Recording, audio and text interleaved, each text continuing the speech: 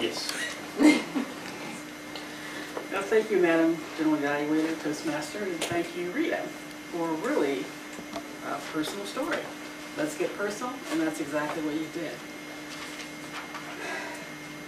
It was a tough one, because I was listening to what you were saying, and very affected by the message, which was powerful.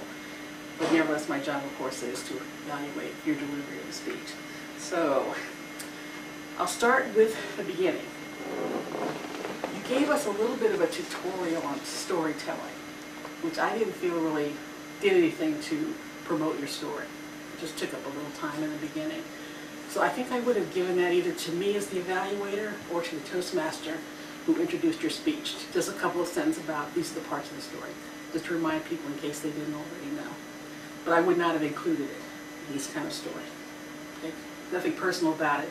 It was just information. So I would have definitely gone right into the horrible experience you had with your grandma. Okay, that's where I would, because that's when you caught me. Oh my God, where's she going with this? How horrible. Okay, and I appreciate not going into a lot of detail, but just letting those simple words tell us that life was not good for you for several years of your young life. So that is very good.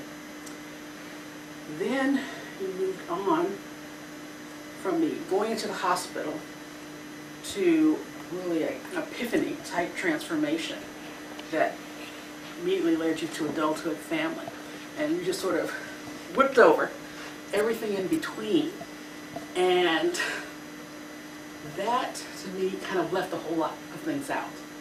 So I would like to have heard a little bit from 7 to 20 something, whenever it was that you got married and started a family. I would like to have heard just a little bit, a little flavor of what went on with you during that time. Because I know it's not just overnight. There's some work involved getting from there to there. So I would like to have heard a little bit about that to flesh out the story, because the objectives are to use dialogue and vivid descriptions to make your point, to increase tension, and to get your point across. So I thought you had good descriptions, but the dialogue was missing. Because even when you came to the story of your son, it was very short, and it was one-sided. It was you talking to him after his outburst, but I never got, what was his response? I only heard your view of it. So did he laugh? Did he cry? Did he hug you? Thank you, Mom. I love you. I would like to have heard that as well. Okay, because you mentioned that this is also a life-changing experience for him. So I would like to have heard his reaction at that point. Once again, dialogue was important. You didn't have a lot of it, so you might want to increase it as part of fleshing out the story. And then finally, you had that incredible point where you brought it home to all of us that this is what happens to people in life, but nothing can keep you down. At some point, you can overcome it. I think was basically the idea.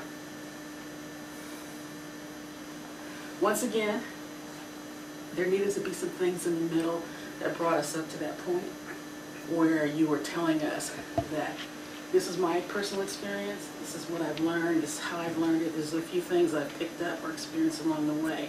And because of that, based on that, therefore I can now tell you that nothing can hold you down if you won't let it, that you can overcome. It may take time, it takes work, but that gives us a more complete, I think, description of the process, rather than it's not just snap your finger and there you are. So I think if you work on fleshing out the middle parts of the story, give us some dialogue, some more personal experience in the middle, your point will be powerfully supported, and I think you will have a message that will reach people all over. And that is my suggestion for you.